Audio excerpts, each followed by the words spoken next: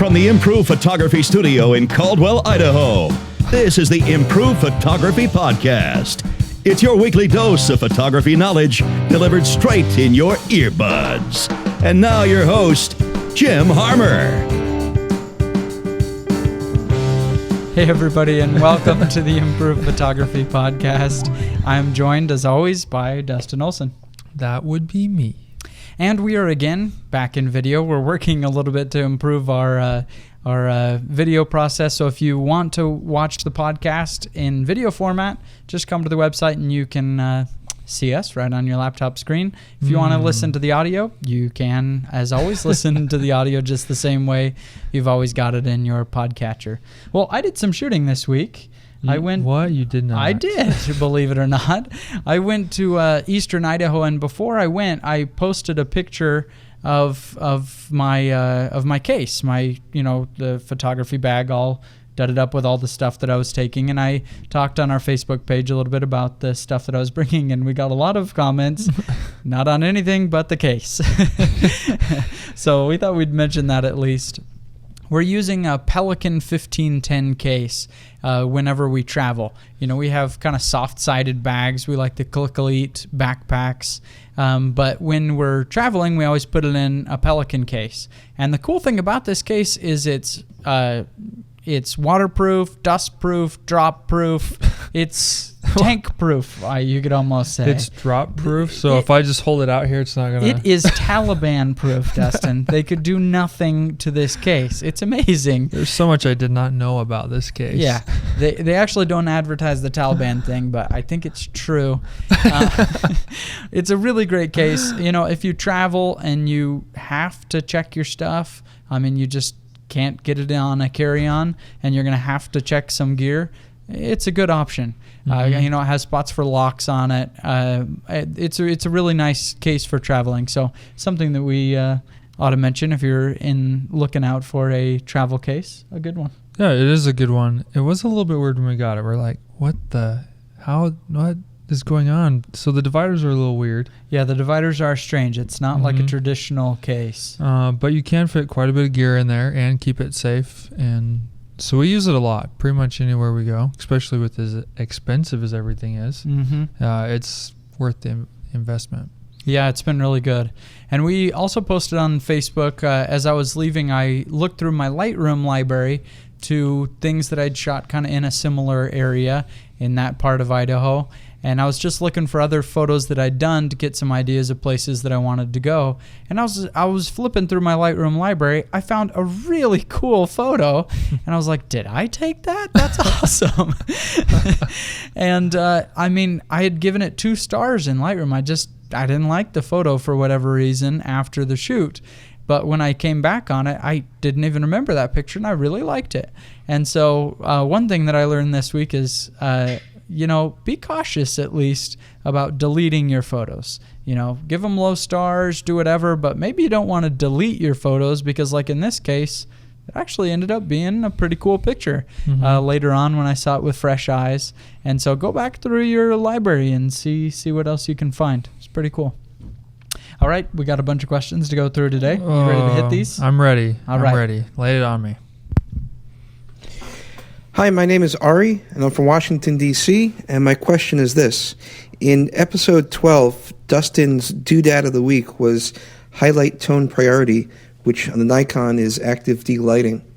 And I'm curious, if I'm shooting in RAW, will active delighting have any impact, or does it only affect if I'm shooting in JPEG? Thanks a lot. This is a tough question because the answer is not obvious. Because the conventional wisdom is what affects a raw photo is your ISO, your aperture, and the shutter speed, and that's it. Nothing else affects the raw file. What we've all come to believe is that the raw file is what's coming straight off the sensor. And that's a good way of explaining how a raw file works. It's kind of the conventional wisdom, but it's not technically true. The truth is the camera does do some things between the sensor and producing the raw file. And so when we're using this this technology, he's talking about a technology in cameras for Canon, Nikon, Sony. All the brands will have it, and they all call it their own special brand name. But active D-lighting, basically what it's doing is it's taking the highest highlights in the scene, and it's going to pull them back a little bit to make sure that we don't overexpose those highlights and have an area in the photo that's just completely white. You know, you don't want your sky to be just this sheet of white. You want to have detail in the clouds and things like that. Absolutely. So you mentioned highlight tone priority as your doodad because it's a useful technology for this. You know, when you're out shooting a place with a high dynamic range so that you don't overexpose the highlights, you turn on highlight tone priority, and the camera will carefully monitor those highlights and bring them down just a little bit. Now, usually this definitely affects the JPEG. No question about that. Yeah, because absolutely. the JPEG is going to be, you know, directly affected by this, but it also does affect the RAW file, but to a lesser extent. The way that this works is when the photo comes off the image sensor, it goes through a process. The tones in the image are amplified, and then the tone curve is applied to it. And so when you have highlight tone priority turned on in your camera, less amplification is given to the photo, which would normally just make it dark, but then they apply a different tone curve than they normally would to bring up the midtones so that it looks a little bit more normal.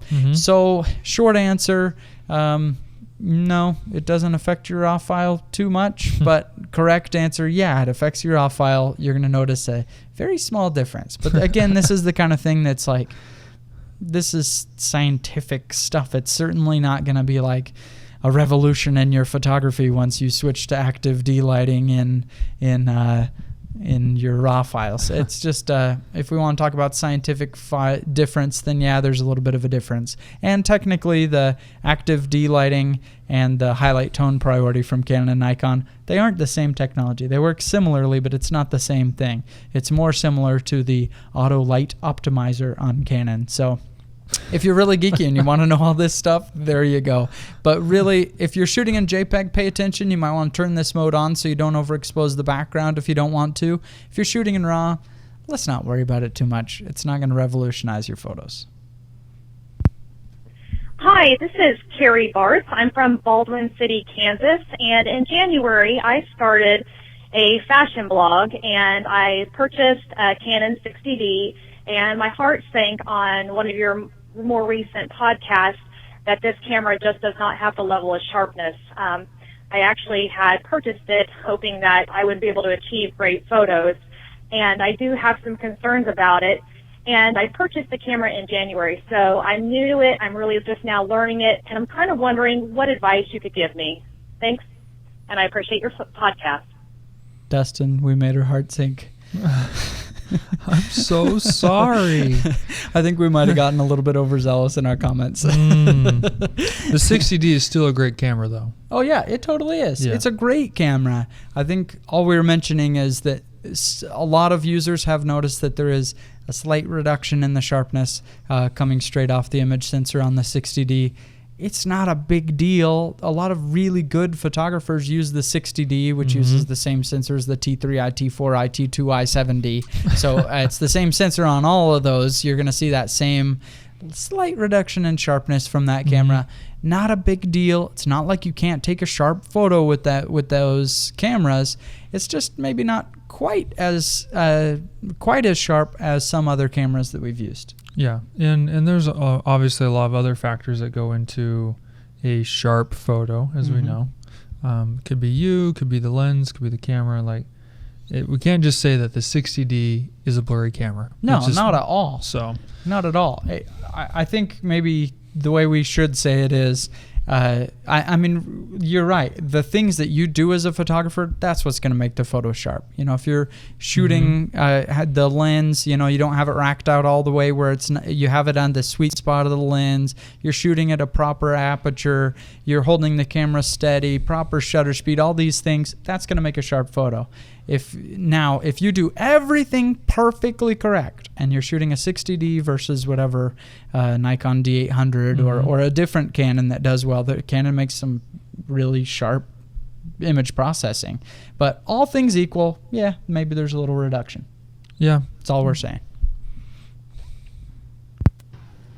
Jim, Dustin, got to say I love your podcast. I started listening to them about 3 weeks ago. I downloaded them all and am caught up. My question is, I am trying to start up a little photography business. I live in Northern Virginia, Washington, D.C. area, for those who don't know. And I am looking to go to full frame from crop sensor. And I've been looking at the Nikon and Canon, the new entry-level full frames, the D600 and the 6D. But I also noticed that the D700, which I know has quite a reputation for being an excellent full-frame Nikon camera. What your thoughts are comparing the two? I know the D600 has a little better ISO performance, but the D700 also saves a few dollars. Anyway, thanks so much. I really enjoy your podcasts. In fact, I just listened to 15 here as I was baking cookies for my wife when she gets home. Thanks so much. Nice guy. Name's Tim, and I do have a website. It's tjh-photography.com. Just kind of in its infancy stages, so it's not the greatest of things right now. Working on getting it better and getting suggestions from my wife for it. But if you could either respond in the podcast or via email, emjdrvr@yahoo.com. Okay, I'm just going to take a break. I'm going to email him real quick. So we can move on. Okay, so he's basically deciding between the 6D or D600, or should he get an older model of a higher line of full-frame camera? What do you usually say? And I think this applies really anywhere. Do you get an older model of a higher level camera or the current model of a lower line? That is so tough. I know there's a lot of people who have done that, with the 5D Mark II and Canon's line, when that became cheaper. A lot of people bought that. Yeah. I don't know. I guess I'm a little biased when I say that I wouldn't do that because I love new technology. I'm always trying to stay on the front end of the curve instead of somewhere in between or in the back, just because that's what I like. That's what I prefer to have. And so getting an older camera that might be better than a newer one, it's debatable. I just see it being phased out really soon. That's the only thing. And I hate to have that. I mean, it's already old and it's going to be phased out soon. Yeah, I feel the same way. Nothing quite matches the smell of a new camera. When you rip it out of the box and you just, that's nice. It's like when you pop the can of tennis balls and you're ready to play for the first time in the summer. That's what it's all about, people. That's when an angel gets its wings. That's right. Amazon boxes and opening camera boxes. Well, I think there are a couple things to consider. First, if you haven't upgraded your Lightroom or Photoshop to the current version, that's a good reason to stick with an older model camera because if you have Lightroom 3 and your camera model was announced after Lightroom 3, you've got to upgrade Lightroom if you want to use your raw files on there. Adobe does not give updates to the older versions of the software as far as the patches for new camera models. And so that's one thing to consider. You're going to have to build in the cost of new software if you normally use the older version. But the other thing is, several years ago, I bought a Canon Rebel camera, and I used it for 2.5 years, and then I sold it for $50 less than I bought it for. And a lot of photographers do the same thing. If you buy a camera and you sell it before the new one is announced or soon thereafter, you really don't lose that much money because these DSLR cameras are in such demand right now. So many people want them that if they can get a $50 or $100 off, they'll go for a used one. A lot of people will. And so I think it's a good idea to stay with the newer cameras because as long as you're consistently upgrading, it might cost you, you lose 100, 200 US dollars in an upgrade, but you're there. It's like you rented a camera for 2 years for $200. That's awesome. True. And so I always like to stay at the top of the curve, not just because it's fun, even though it is fun, but also it really does save me money. And you can check this. Go look at the price of a 5-year-old camera, and you'll see it's worth almost squat. And a 2-year-old camera, and it basically held its value the whole time. Yeah. So you can see this. If you always buy the newer stuff and keep upgrading when they come, you do not lose much money the way that the market's working now.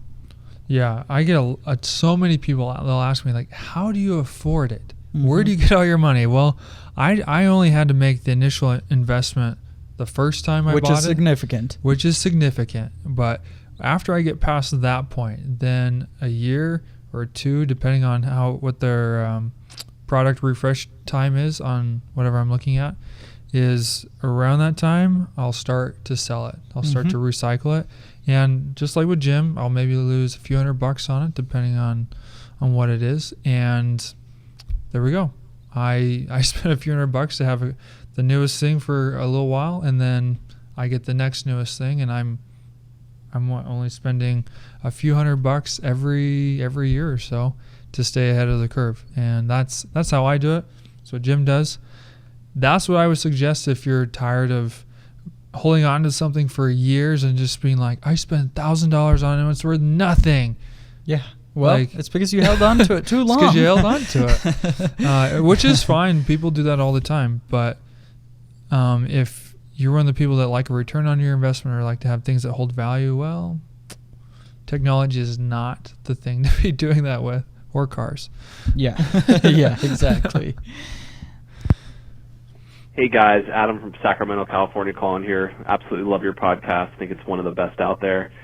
One of the best? And I had a question about upgrading to a full-frame camera. I am a fairly advanced landscape photographer with a 60D.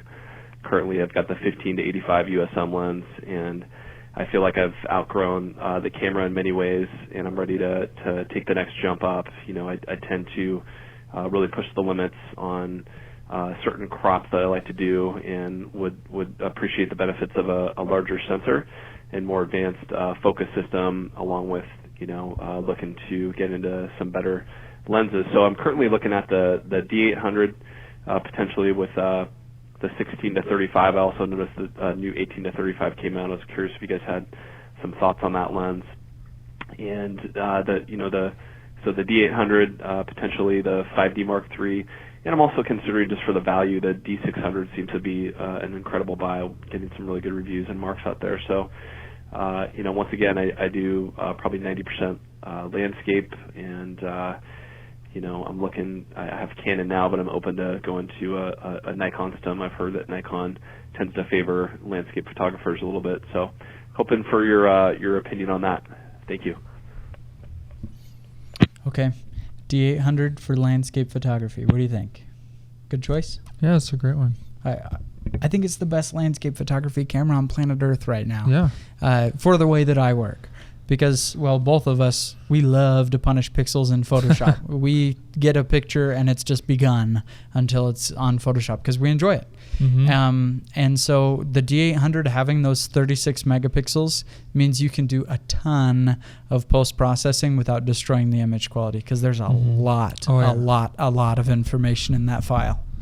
There's a ton. But that also means when you do other like panoramas or you get a really, really big photo. Yeah, 5 photos of 36 megapixels for a panorama. You could wrap your house. And your neighbors and their neighbors. Camouflage. So the D800 is awesome. He said he's coming from Canon though, right? Yes, he's coming from Canon, but looks like he's ready to make a switch. Right. Okay. Which is reasonable. I mean, the field is always greener on the other side of the fence. There are good reasons to choose Canon, good reason to choose Nikon. He said at the end of his question that he thinks that Nikon tends to favor landscape photographers a bit. I don't know if I would say that. If you like punishing your pixels, Nikon cameras right now are winning the megapixel race. Yep. And for the way that I work, using a lot of Photoshop, that's important to me. If you don't like doing a whole lot of post-processing, then it's just, there's no point to that. It doesn't help you at all. Yeah. So one thing I'm sure you've realized is going from Canon to Nikon is going to incur a lot of expenses with lenses. But he's moving up to a full frame camera, so his crop sensor lenses, aren't going to work anyway. Yeah, unless he has additional gear that's for Canon. That's true. Like flash photography, maybe things like that. You'll just have to wipe it all out and then buy it all again. So if you've got the bank account to handle that, go for it. Yeah.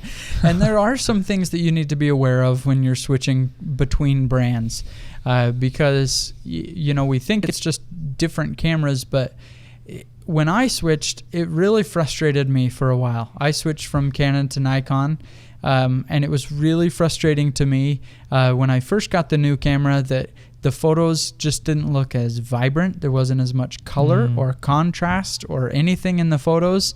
And I would try to mess around with, Lightroom, use my old presets and everything. And the photos just worked differently. They looked differently. There was just something else to it. And it took me, I almost quit and went back to Canon. But I persevered for about 6 months, and then I just got used to a Canon RAW file looks like this, a Nikon RAW file looks like this. One's not better than the other. They look different, and it took me a while to get used to that. And you, I know, experienced the opposite effect, because you always shoot Canon, but in the studio we do Nikon. We do Nikon. And so when you came over, there were a lot of things that annoyed you about the Nikon when you switched over. What bugged you? For me, it was just the menu system, and then the Nikon. I mean, to take the same photo I could take on my Canon probably took me 5 more minutes, and I was just like, this is ridiculous. And that's me. I like the simplicity of Canon and how fast I can work with it. But that's a comfort thing. I mean, Jim's been shooting Nikon for a while now, so he could work just as fast as I can on my Canon. Yeah, I think that's a good way of explaining it. If you were to put both of us together and say, change your ISO to 1600, it'd be a tie. Yeah. But it's not as intuitive on the Nikon. It really 6 months of practice gets a week of just learning. Yeah, it's just not as intuitive. When you pick up a Canon camera, it's easier to work out the menu system. Nikon, some of it is just like, it doesn't make any sense. Now, I think both brands need some serious improvement on the user interface. Seriously. Like when you pull up the LCD on a camera, tell me it doesn't remind you of DOS. Seriously, it looks bad, and it's tough to get to some of the settings. But both brands have some room to grow there, but I would say Canon is a little bit more intuitive. And the same thing's true when you pick up a Sony DSLR. You go to the Sony, and there are some things that are going to just drive you bonkers, but also there's some really, really nice benefits, like their frames per second are through the roof. I mean, 10 and 15 frames a second, and it's just like, I got 4 on my Nikon. So all the brands have different things. One's not better than each other. You just need to decide which is right for you, and then just be used to the fact that if you switch, it's going to work differently, and it's going to take a long time to get used to it. Yeah, well, furthermore, with touchscreen technology these days, who has not touched the back of their camera expecting it to work? Or but their monitor, for that to matter. F4. It's true. It's like, this costs $3,000. Why can't I touch it? My phone was cheaper than this. Hi, my name is Tammy. I'm calling from Linden, Michigan. And I'm just starting out as a photographer. And my question is, there are different type of light meters out there, and I was wondering which ones for portraits and pictures of people that you would recommend. Thank you. Dustin, a new photographer comes up to you and says, hey, what kind of light meter would you like me to buy? And your answer will be... None. I would agree. But not all photographers do. So your camera has a light meter built in. When you take a picture, it analyzes the scene in front of it, determines how bright or dark it is, and it's going to get the exposure correct, or at least pretty darn close to correct, right in the camera. So that's its own light meter in your camera. What we're talking about is a separate light meter, one you hold in your hand. In fact, I should have brought one to show the people watching the video version. But it's just a light meter that has a little sensor to see how bright it is. You hold it, for example, right under the chin of the person you're taking a picture of, so you see what the light is coming onto the face. And you take a reading when a flash pops, and it'll tell you, oh, okay, with these settings, you're going to want to use f8 or whatever else. And you'll know what the light value is. So that sounds great. I mean, you can measure it. You don't have to do this trial and error stuff. So why don't you use a light meter? Well, it takes out all the guesswork. However, it's just an extra step to come over here. Oh, test it. Oh, test again. Oh, the light changed. Test it again. You're gonna do that over and over and over and over, and it's why? Why would you do that? And if you're going to be testing it over and over and over again, why don't you just stand behind the camera, change the settings, and then just look at the LCD and see what the picture looks like? Exactly. Either way, even though they say it's taking the guesswork out, it's not, because you're still going to have to do test shots and see what the brightness levels are. The question is, do you want to get the reading from those tests on your LCD looking at the final picture, or on a scientific device telling you what it should be? It's up to you. Tanto faz. I mean, if you want to have a light meter, if you feel comfortable having that, having the technically exact approach to photography, go for it. I don't have a recommendation for a light meter because Sekonic is kind of the one that a lot of people use, but I don't use it. I don't want one. And so what I usually like to do, the reason that I don't like light meters in addition to that, is that it can give you the reading in one spot, you move it to another spot, move it to another spot, and so I just had to meter like all over this person's body to see what the fall off is of the light, from highlight on the face to shadow down lower, and I had to take all those readings, and I could just take one picture, look at the LCD, and see what the exposure is. Now, the LCD isn't an exact measurement. It's going to depend on the light around you and stuff like that. That is why we have a little histogram also on the camera that'll show you the brightness levels. And so there's certainly nothing wrong with using a light meter. A lot of photographers still like to use a light meter, but I strongly don't like working that way. It slows me down. It's overly scientific. I just don't like working with it. It's just another step. Okay, so you're probably asking, people are like, then why on earth do they sell light meters? Yeah. Well, if you are a photographer from the film days, then that's why they exist. I mean, you couldn't see what was going to happen on the film. You couldn't measure your light. There's nothing to really indicate what was going to happen in your photo once you hit that shutter. And so having the light meter was really essential and very, very beneficial. And I mean, that's why they even exist. But with digital technology today, you can see it instantly.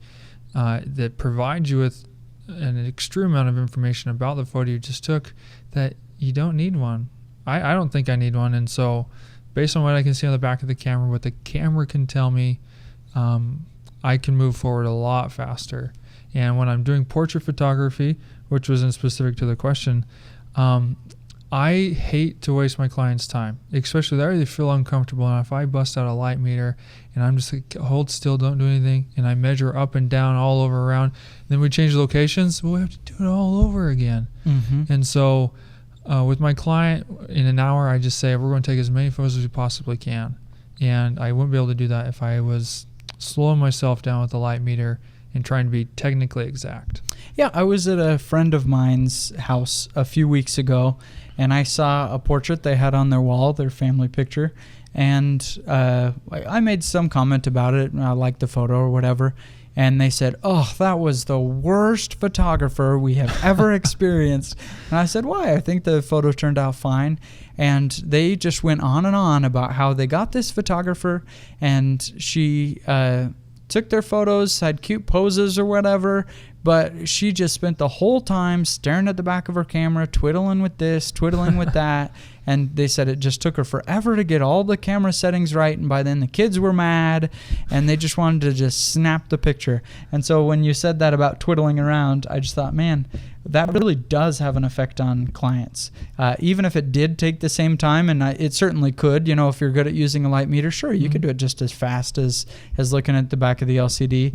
But just that walking back and forth and twiddling with this and that does have an effect on clients. It makes them feel like, this guy doesn't know what he's doing. He's just twiddling with this and that. Why can't he get the photo right? So get your camera settings right before the client comes in. But also, you really got to minimize it as much as you can. So especially if you're shooting kids and families and stuff like that. Yeah, and I mean, it's all a credibility thing. If you're working with other people, know your gear. If you're going to use a light meter, that's fine. Just know your stuff. Hello guys, I'm Lisa from Doggone Designs and Photography. My blog website is doggonedesigns.org and I live in Ocala, Florida. My question is about pricing for weddings. I'm a new photographer and was just asked to photograph a wedding. They are not friends, so I need to know how to charge appropriately. This is my first wedding and I'll have an assistant who has shot many weddings, but she's pretty timid on pricing her work appropriately, so I just wanted an outside opinion. Thank you so much for the time, and I love the show. Bye. Pricing. Two things we got to knock out of the way right off. First of all, it's illegal to set industry prices across the industry, or for us to suggest an industry price. We're not going to do that because, frankly, it doesn't make any sense. Because what you would charge in London, England is not what you would charge in rural Caldwell, Idaho, or in Washington, D.C.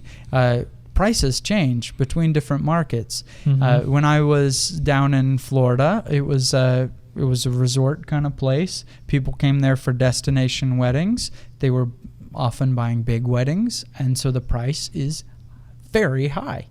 You come to Caldwell, Idaho, and if you were to keep those same prices, I'm not saying you couldn't get any clients, but you would be to the very most expensive sliver of the market, which may be what you want, but you're going to have to do a lot of marketing to get your message out to those people. It's just running a very different business if you're going only to the high-end clients. And so there's not a great answer to this, but we don't want to take that as a cop-out either. How much should you charge for a wedding? I think this is the process you need to go through. First, go look at full-time professional photographers in your market. I'm not talking about mom-tographer. She might be great. There's nothing wrong with a part-time photographer or starting out. But we want to look at somebody full-time because we know they're charging this price and their kids can actually eat. So that price is at least gonna work. So look at full-time professional photographers in your area and see what the going rate is, and then you need to decide how your business is gonna differ. Do you want to be sure I got a wedding every single Saturday? Well, maybe you have to drop your prices a little bit, or do more marketing or whatever else. Or you say, I don't want to shoot every Saturday, but I want some really sweet jobs. Then maybe go a little bit more expensive and you offer more add-ons and things like that. I would say generally, though, after all that $1,000 in any market really should be the bottom of what you'd charge, because you're spending an entire day editing this. You're going to meet with the client before the shoot to get all the information. You're likely going to shoot them a day before the wedding to make sure we have good couples photos just in case it were raining on the day of the wedding or whatever. And then you're going to meet with them after so they can pick their photos, and then you're going to print the photos and sometimes do an album and so much. If you're doing a real wedding job, all those things, you're really giving the service, I think $1,000 really should be the bottom of the market, up to $8,000. But I think $4,000 is in most markets where a higher end wedding. $1,000 to $4,000 I think is the general range between most markets. Everything is going to differ though depending on your city. Yeah, and what you can offer. And so after you're done evaluating your market and what photographers are worth there, then as a new photographer, especially with your first wedding, you can offer a introductory price discount on your services, so that you are new and you kind of might bring down the expectation just a little bit in what they're paying for you, if you're nervous about that. And I would do that anyways, just as a new photographer trying to get business in, to say, hey, this is what I charge and it's competitive, but because it's your first time, I will give you an introductory discount, and just kind of go with it from there. You can decide whatever that discount should be to kind of bring it down into more of what your actual value is worth right now as you're starting out. And then as you get better, the discount goes away or becomes less, and your prices are still where everyone else is at. Because I'd hate to build up a clientele and then raise my prices to match what they're actually what they should be in that area. Right. And everyone just like, oh. Yeah, and then when they're ready for their second or third or fourth wedding with their second or third. Yeah. So there's so many ways you can approach it. But I would do some research in your area and think about an introductory discount. Yeah, and what makes me nervous about this question is if you're not sure what to charge, you're not sure what the going rates are for photography in your area, it makes me worried that you're a newer professional photographer, and that's when it gets really scary to do things like a wedding. This is a once-in-a-lifetime event. The bride will sue your butt forever if you have a memory card loss or the photos just turn out terrible. It is a scary thing to do from a liability standpoint. And so please double up with another photographer or have a lot of experience in other types of professional photography. Call me or Dustin and just pay our travel and we'll come shoot second for you. Do anything. But just be very careful when you're shooting a wedding. It's a very important day for people, and not just the liability, but you don't want to ruin somebody's memories of their wedding. Oh, no. You really got to do it right. So be very careful there. All right. Each week on the podcast, we give a free online photography class to someone who goes to iTunes and submits a review of the podcast, 1 star or 5. Just write a 1 or 2 sentence review there, and you'll be entered to win for that week. And the winner from this week is Later Days 710. If that's your iTunes ID, you can email us at prize@improvephotography.com, and we'll get you set up with your free online photography class. And Dustin, each week we give a doodad, something that we like, a website, a resource, a product that we like. What did you find this week? You're telling me now that we do a doodad? Yeah. Okay, all right. Okay, so something cool that was announced a while ago, but there's a company called Monoprice, and they have just announced a 27-inch computer display. It's their supplier is the same one as Apple for their 27-inch display. The Apple Cinema display, which cost $1,000. $1,000. But Monoprice comes in at, I think it's right around $400. Yeah, $400, maybe a little bit under. Yeah, so very affordable. I am yet to get my hands on one. I would love to see how it compares, because I have an Apple display in my house, and I love it. So I love to kind of compare and just see how well Monoprice was able to get Apple's same supplier for this gorgeous display.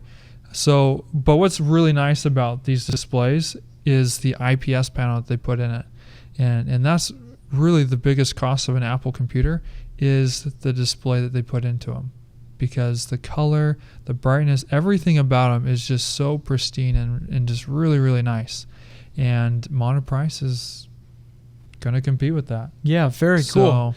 I mean, it is the same display bought from the same supplier, now in a model that costs less than half of the price.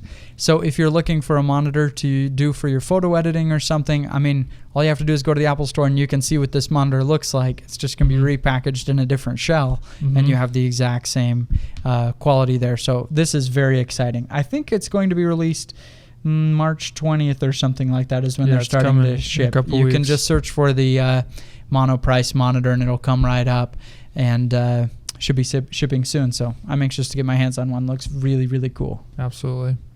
And my doodad this week is the DJI Phantom. It's kind of an expensive one this week. It's a $690 remote control helicopter. Now, what does this have to do with photography? It's great for aerial photography.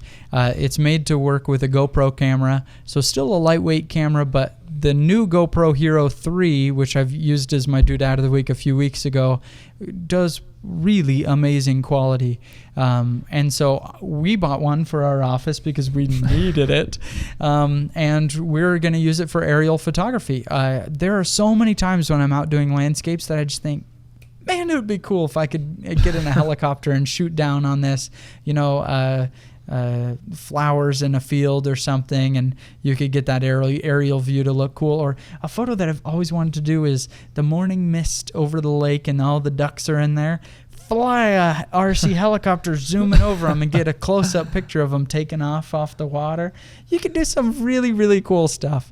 So that would be sweet. We bit the bullet this week, and the DJI Phantom is coming in the mail today, and so we look forward to testing that out. We've heard a lot of good reviews from other photographers. If you're interested in aerial photography, this is a really cool invention.